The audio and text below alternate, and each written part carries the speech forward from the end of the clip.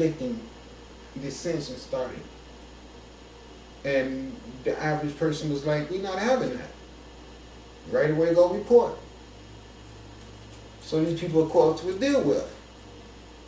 Now, the albinism came on earth through what you could call blood disorders, like any other type of machinery. You do a whole bunch of repetitive completions at production, and eventually, from wear and tear, from different angles and pieces moving and breaking off and stuff, you get a flaw here and there. Now, when the flaws come out on the spectrum of genetic reproduction, it was real simple. The lady take it to the water, drown it, send it away. It wasn't cruel. It was just on the spiritual side, everyone knowing this child's going to have complications. It has no melanin. We're going to send it back. And on its next return, it'll be thankful for us, because right now it won't be able to deal with the environment because the sun will burn it up. We all knew that. So it was nothing evil about it. It was just what you could call a responsive, mature thing to do in those circumstances. You know, people was educated on stuff like that. We knew exactly what that was. We're not stupid people, not pyramid builders, not designers of mathematics. You're not stupid, you're brilliant. You can do that type of stuff. So we didn't see that as being taboo with murder or anything God would punish us on. It's something that you had God intelligence enough to know, okay, this one was flawed, in the bank. Problem was, when you're wise enough to know, you're wise enough to know. So we have some wicked gods.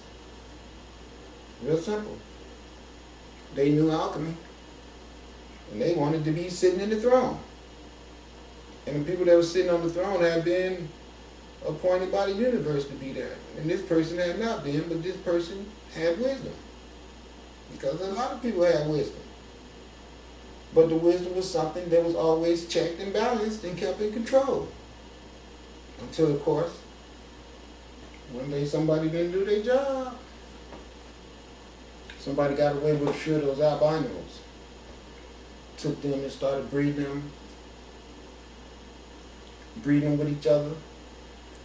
Kept breeding them with each other, kept making them lighter. Kind of like what you Mexicans do right now. You know, y'all don't want to be black, so you push your grandmama way in the back. The great-great-great-great-grandmama that's black. You don't want nobody to see that blackness in your family, so y'all just push her in the room, leave her in there. And then y'all all go start picking more and more melanin recessive people to be your spouse. After 10, 12 years of that, all y'all looking white as hell, but the name's still Hernandez. Still Villanueva and shit. Martinez. But then you come stand next to a black person and want to feel superior and shit. Trying to look down on somebody. And I'll be looking at you like, go on with that shit before I knock your ass out, bitch. All the shit I done been through on this planet, you think I need that? You better bounce your ass up out of here, fool. And then the police come put me in jail, so I just know how to overlook that shit. But I do think that in my mind, and I get them that look like, you need to get your ass out of here, fool. And they do. They be like, you know what, I think I should leave. And I be like, yeah, you should. Because if your ass came over here to see what it's like to ride in that ambulance, I'm going to serve you. I promise you that. So they just get the fuck on, and they should. But I don't be trying to be hard, but it's just that I got struggles out here trying to make my money and pay my bill. I don't be trying to have that shit from these little idiots out here. Some of them be like 20, 25 years old. I'm 50 years old, fool. You think if your daddy didn't teach you how to respect a man, I will. I'll teach you. If you need your ass banged up against that tree over there because you think you're going to walk up here and make me feel like I'm below you or something, I will show you what's going to happen to you if you don't walk around here and try to be a man. And don't be trying to start trouble with people, because some people just ain't having it. Just that simple. And after I go off on a few people and let them know, leave me alone because I ain't sweating you. One time I was in the garbage can. This little lady came up, she was like, "Why are you in that garbage can?" I didn't say shit. I just looked at her and I said, "Well, I'm trying to make $1." And she left. My little mischievous ass started thinking, I should have told that bitch, well, I'm cleaning it up because I'm going to bring my woman in here, have her sell some pussy for about 2 hours, then I'm going to sell some crack up out of here. Lady, what do you think I'm doing in the garbage can? I'm a 50-year-old black man in the garbage can. Common sense should tell me either I lost something in there or I'm looking for something that I can salvage. Common sense should tell you it ain't none of my damn business what he's doing in that garbage can. I should keep it pushing. Because I got my own problems, and the last thing I need to do is go over here and let him pull me in the garbage can and rob my ass. I mean, I'm just being serious. I wouldn't do that, but I'm just saying the nerve of her to walk. What are you doing in that garbage can? I was thinking, man, this world is crazy. Now, what if I'd have put a hoodie on and crawled in her window with my gat? She wouldn't even ask me what I was doing there. She would have known. Cause I'd have been, where the guns and the money at? And she'd have been like, oh, he's robbing me. I wish he was all in the garbage can looking for scrap right now. That'd be so much more better than what he's doing in here. See, if I was in her house whacking her ass upside the head with that gun, I could see her wondering what I was doing. But the fact that I was outside and she was just walking past with her dog and I'm in the garbage can, ain't nowhere near her crib, what business is it of hers? You know what it was? She just wanted to harass a black man that day. Just like a lot of these fools do. Even other black people though. That's the end thing these days. Harassing black people. That's why so many black people in jail. Because they harass back. And then the foolishness just gotta stop. So I'm just trying to tell you guys something. There's other things I could be doing than standing here this late at night making this for you guys. Just something for everybody to think about. That's all. I ain't trying to do anything except listen to what the universe is giving to me. And then I try to repeat it. That's all. Nobody paying me to do this. No one. I ain't got no problem wanting to be YouTube and none of that crap. I just have to do this. If I really, really wanted to be in front of a camera, I could be. Trust me. I just got this inside of me, this energy that made me do this. For real. So now, things is going to have to change around this planet, or, well, I don't need to tell you, or everybody know. You guys all see what, I went in the bank today. The same bank that's been ripping everybody off for the last 10,000 years. I won't even say their name, but it was all of them. They all joined the link together.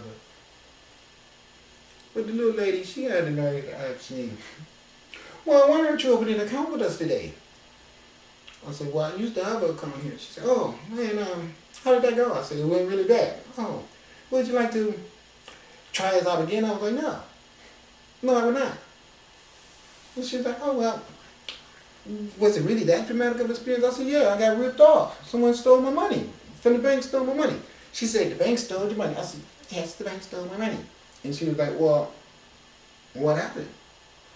I said, well, I didn't have much money to begin with, and I didn't want a bank account to begin with, but you just get harassed so much every time you go in the damn bank that they make you open that account.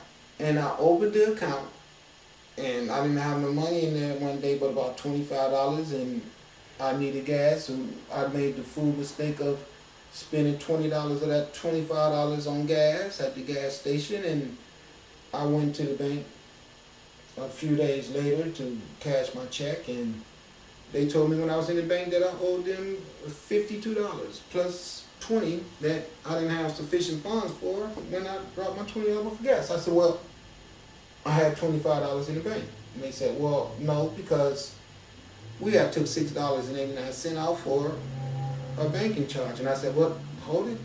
Because see, when you guys coerced me into opening this account that day, when you just stagnated me and wouldn't cash my check unless I did it, you said that you was going to open this account and it was going to be free and I didn't have to pay for it. And I asked you, how was you going to make any money if I didn't have to pay you for the account? And you told me it was a courtesy to me because of my employer writing my checks through you guys. And so what is this $8.69 charge about?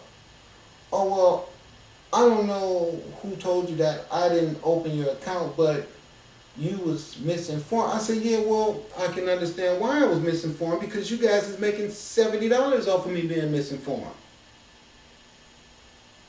And so after that, I just pretty much didn't cash my check that day because she wouldn't cash it unless I was going to give her $70, which I was not going to give her. And I had to leave there and make arrangement with another bank or go to the check cashing place or whatever. But it dawned on me that day how the banks were just setting up a system where they force you to need them. All this online credit card crap and all this new world order. The new world takeover order is what it is. It's going to get worse. If they have one world ID, I bet you everybody after you get that one world ID is going to have one world bank. Guarantee. Guarantee you. Guarantee you. And that one world bank is going to be able to turn off everything. Just like now, they took all you white people houses. And what kills me is that you guys are still arrogant. I be like, just in the days, I'm saying, these stupid motherfuckers. I'm like, it's like they don't even see that the privileges that was taken from us that made them be able to classify us as niggas and undesirables. It's the same thing happened to them now. But boy, you guys is really holding on to that whiteness though, like it's really a trophy. And it's like the son saying, we're gonna see about that. We're gonna see. We'll see about that. I'm not enjoying this. I'm doing what I have to do. You guys don't know. There's a lot of shit getting going on this planet. There's a lot of prophets out here. I ain't gotta jump around like Benny Hill and wave my jacket around and do all that theatrical bullshit. People passing out. Hollywood done packed them in with cameras. Million people in the audience. You know what that's all about? It's all about that money. That ain't nothing but a big old show. Entertainment. I went to a church in LA, they had the Bishop Circle. Those ladies were paying $100 to sit in the Bishop Circle. The bishop ain't got no wife. Young man. You know what I'm saying? Successful, got a big church. The bishop ain't married. And he charged those ladies $100 to sit in the Bishop Circle. And it's right in front of the podium where he stand and preach at. And then one Sunday he got up there and preached and asked that they don't come and sit in the Bishop Circle without remembering to put on their underwear. Ain't that something? In the church. Listen to what I'm saying to you. These women was flashing on the bishop in the church. I ain't lying to you. No panties. They went on so much the bishop had to say something. See, I'm going to tell you something. If I would have been that bishop, you know what I would have did? I wouldn't embarrass my whole congregation like that. I would have took Sister Girl along by herself and had a little conference along with her in the back. And she wouldn't have flashed on me no more. When nobody would have even had to know about that. Because they get on like that in those churches anyway, I know that. But see, you can think what you want to think, but I would have went back there and told her, you know, this is inappropriate. But to tell you the truth, if I would have set up a Bishop Circle where I charge women $100 to sit there, I probably would have told my friend, you watch, it won't be long before they'll be sitting out there with no panties on. Because if I was smart enough to know they'd pay $100 to sit out there, I'm smart enough.